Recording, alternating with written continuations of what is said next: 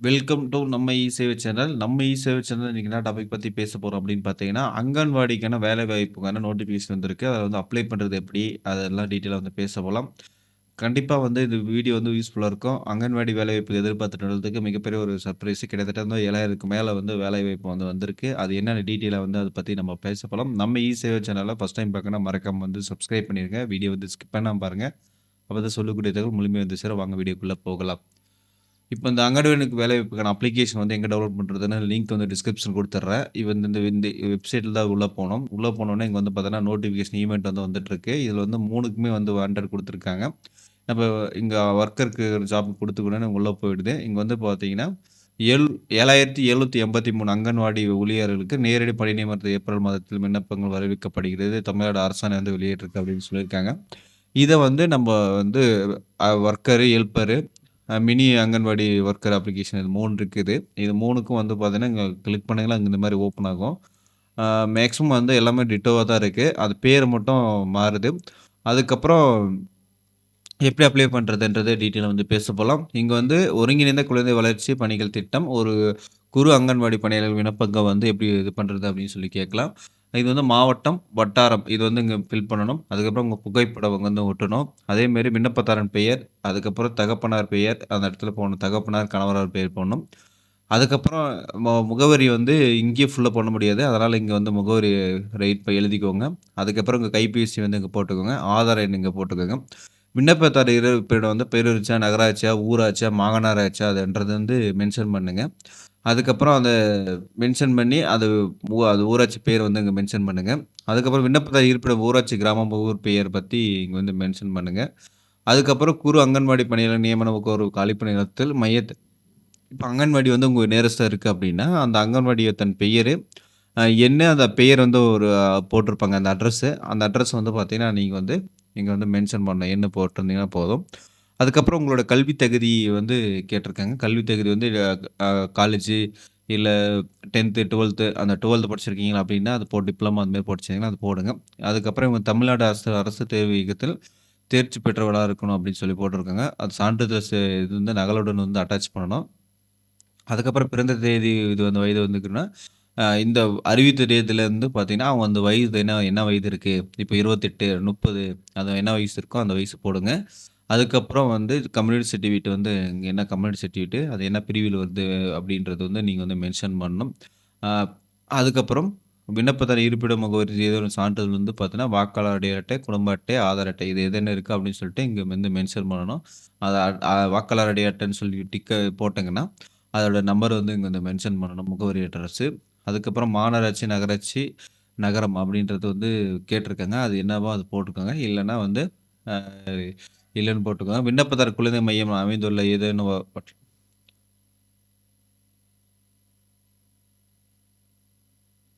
நீங்க வந்து அந்த வார்டின் என்ன இருக்கா அப்படின்னு போட்டிருக்காங்க. வார்டின் சேர்ந்தவங்களான்னு கேட்டிருக்கேன். ஆமான்னா ஆமான்னு போடுங்க. இல்லன்னா இல்ல. ஏன்னா வந்து அங்கன்வாடி வந்து பார்த்தோன்னா, அந்த வார்டுக்குள்ள இருக்கா அப்படின்னு கேட்டிருக்காங்க. இருந்தா போடுங்க. இல்லன்னா இல்லன்னு போட்டுருங்க.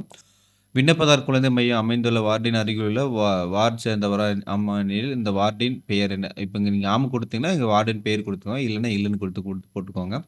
விண்ணப்பதாரர் குழந்தை மையம் அமைந்துள்ள வார்டின் எல்லையில் அருகிலுள்ள அடுத்த வார்டு சேர்ந்தவரா? அப்படின்னு கேட்டிருக்காங்க. ஆம்ன்னா ஆம் குடுங்க. என்னன்னா, எந்த வார்டுல இருக்கிறாங்கன்னு தெரிஞ்சுக்கங்க. கிராமத்தில உள்ள குழந்தை மையங்கள் ஊரகம் வந்து எந்த இடத்துல இருக்குன்றது மென்ஷன் பண்ணுங்க. அதுக்கப்புறம் விண்ணப்பதாரர் குழந்தைகள் மையம் அமைந்துள்ள ஏதேனும் கிராமத்தை சேர்ந்தவரா அப்படின்னு சொல்லிட்டு கிராமத்தின் பேர். உங்களோட அட்ரஸ் டீட்டெயில் தான் கேட்டிருக்காங்க. இருந்தா எஸ் இல்லன்னா நோ குடுத்துட்டு இல்லன்னு போட்டு டிக் அடிச்சுட்டு வந்துங்க. விண்ணப்பதாரர் நியமன கோரும் குழந்தை மையம் இருக்கும் கிராம ஊராட்சி உட்பட்ட வேறு கிராமத்தில் சேர்ந்தவரா அப்படின்னு கேட்குறாங்க. எக்ஸாம்பிளுக்கு இந்த ஊராட்சியில இருக்கீங்க. நீங்க வேற ஊராட்சியில கேட்குறீங்களான்னு கேட்டிருக்காங்க. இருந்தா எஸ் குடுங்க. இல்லன்னா நோ குடுத்துருங்க. விண்ணப்பதாரருக்கு மையம் இருக்கு கிராமம் எல்லையில் அருகில் உள்ள அடுத்த கிராமம் சேர்ந்தவர்னா, அந்த ஊரு கிராமம் எந்த கிராமம் அப்படின்றது வந்து நீங்க வந்து மென்ஷன் பண்ணணும். திருமணம் ஆனவரா அவனுக்கு கொடுங்க. இல்லன்னா இல்லன்னு சொல்லி இது டிக் அடிங்க. இது வந்து டிக் அடிக்கிறது திருமண நிலை. அதுக்கப்புறம் திருமணம் ஆனவர் எனில், அது வந்து திருமணம் ஆனவர் அப்படின்னு சொல்லு. இல்லன்னா அது டேஷ் போட்டுருங்க. கணவரால் கைவிட்டதுனால இல்ல, இல்ல அந்த இது மாற்றுத்திறனாளி இல்ல. அ இது மாற்றத்தில் கணவனுடைய பெண் குடும்பத் தலைவி அப்படின்னு சொல்லி கேட்டாங்க. இல்லன்னு சொல்லி போடுங்க. விண்ணப்பதாரின் குழந்தைகள் கணவரோ விபத்தில் நாட்கள் நோயினால் பாதிக்கப்பட்டு படுக்கை உள்ளவரா அப்படின்னு கேட்டிருக்காங்க. இருந்தா இது போடுங்க. இல்லன்னா நோ போட்டுக்கோங்க. 2 குழந்தைகளுடைய 35 வயதிற்கு பெற்ற விதவையா அப்படின்னு கேட்டிருக்காங்க. இருந்தா எஸ் குடுங்க. இல்லன்னா நோ போட்டுக்கங்க. குறைந்த அதாவது 2 பெண் குழந்தைகள் உள்ள பெண் அப்படின்னு கேட்டிருக்காங்க. எஸ் இருந்தா எஸ் இல்லன்னா நோ குடுத்துக்கங்க. திருமணம் ஆன ஆதரவற்ற நிலையில் இருந்தா இது போட்டுக்கோங்க. ஆதரவற்ற பெண்ணா இருந்தா ஆம், இல்லைன்றது போட்டுக்கோங்க. விண்ணப்பதாரர் மாற்றுத்திறனாளி எனில் மாற்றுத்திறன் போட்டுக்கோங்க. இல்லன்னா இல்லன்னு போட்டுக்கோங்க. இதில வந்து பார்த்தீங்கன்னா 16வதுல இதில வந்து 3 ஆப்ஷன் வந்து தனி தனியா பிரிச்சிருக்காங்க. அதுக்கு என்ன இதோ அது போட்டுக்கோங்க. அதுக்கப்புறம் இடம் 4 விண்ணப்பதாரர் கையெழுத்து. விண்ணப்பதாரர் குறிப்பிட்ட வட்டார ஊரக திட்டத்தில வந்து நீங்க வந்து இது பண்ணணும். அதுக்கப்புறம் நிபந்தனைகள் வந்து சொல்லியிருக்காங்க. அந்த நிபந்தனைகள் என்னன்னா 12வது வகுப்பு படிச்சிருக்கணும். சரளமாக தமிழ் எழுத படிக்க தெரிஞ்சிருக்கணும். நேர்காணல் வருகை போகும்போது செலவினம் வழங்கப்படாது. அது நேர்காணல் வரும்போது ஊதியம் வழங்காது. அது நீங்க தான் வந்து எடுத்துக்கணும் அப்படின்னு சொல்லிக்கிறாங்க. விண்ணப்பதாரர் அறிவித்தபடி நாளிலிருந்து வயது வந்து 35 வயசு 25லேருந்து 35 வயசுக்குள்ள இருக்கணும் அப்படின்னு சொல்லியிருக்காங்க.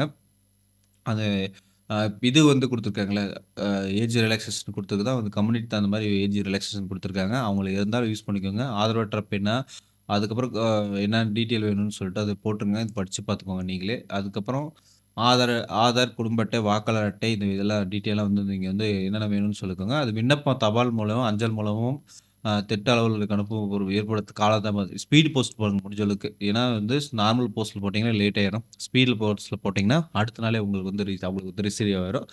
அவங்க வந்து இவ்வளோ நாளுக்குள்ள வரணும்னு சொல்லி கேட்டிருப்பாங்க. அதுக்குள்ள வந்துச்சுன்னா ஓகே. இல்லன்னா வந்து பார்த்தீங்கன்னா, ஏற்கப்படாதுன்னு சொல்லியிருக்காங்க. அதேமாரி அவங்க ஒப்புகை சீட்டுக்கு வந்து பார்த்தீங்கன்னா, இவங்களிடந்து இந்த இடத்துக்கு வந்திருக்கு, இந்த தேதியில வந்து வந்திருக்கு அப்படின்னு சொல்லிட்டு கையெழுத்து போட்டு சீல் அடிச்சு வைக்குவாங்க.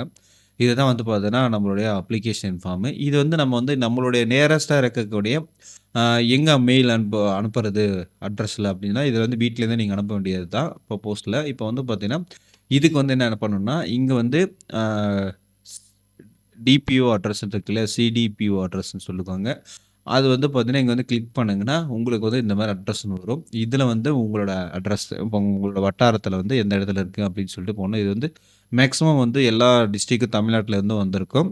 அதுக்கப்புறம் விருதுநகர் குடுத்தீங்கன்னா, குழந்தைகள் வளர்ச்சி திட்ட அலுவலகம். அந்த டோர் நம்பர் போட்டு, அது பாண்டி நகர், விருதுநகர் அது இதெல்லாம் போட்டுருக்குங்க. அது வந்து நீங்க அந்த அட்ரஸ் மென்ஷன் பண்ணி கொரியர் போட்டீங்கன்னா, உங்களுக்கு வந்து ஸ்பீட் போஸ்ட்ல வந்து போயிடும். அடுத்த நாளே வந்து போறதுக்குன்னா வாய்ப்புகள் இருக்கு. ஸ்பீட் போஸ்ட் போட்டீங்கன்னா. அதேமாரி போஸ்ட்ல போடும்போது வந்து ஈவினிங் டைம்ல போடக்கூடாது. பகல் டைம்ல போனீங்கன்னா தான் அடுத்த நாள் போறதுக்கு வாய்ப்பு இருக்கும். ஈவினிங் டைம் போட்டீங்கன்னா, அடுத்த நாள் கழிச்சு அதுக்கு அந்த நாள் தான் போகும். அதனால முடிஞ்ச அளவுக்கு காலையில டைம்ல போடுறதுக்கு முயற்சி பண்ணுங்க. இந்த அட்ரஸ் வந்து பார்த்தீங்கன்னா, உங்களுக்கு யூஸ்ஃபுல்லா இருக்கும். இந்த அட்ரஸ் வச்சு தான் நீங்க போடணும். நேரடியா போடுறதுக்கான போகணும்னு அவசியம் இல்ல. நீங்க போட்டீங்கன்னா மட்டும் போதும். இந்த வீடியோ பத்தி கண்டிப்பா வந்து யூஸ்ஃபுல்லா இருக்கும். கண்டிப்பா வந்து ஃப்ரெண்ட்ஸ் சர்க்கிள்ல ஷேர் பண்ணுங்க. நெறைய பேர் வந்து கேட்டதுனால தான் வந்து பார்த்தீங்கன்னா, இந்த வீடியோ வந்து கண்டிப்பா போடுறோம். அவங்க இத தவிர இந்த மாரி வேற ஏதாச்சும் வீடியோ வேணும் அப்டின்னாலும் கருத்து இருந்தா கமெண்ட் பாக்ஸ்ல கமெண்ட் பண்ணுங்க. தொடர்ந்து இணைந்திருங்கள். நெக்ஸ்ட் வீடியோல வந்து சந்திக்கலாம். பாய்.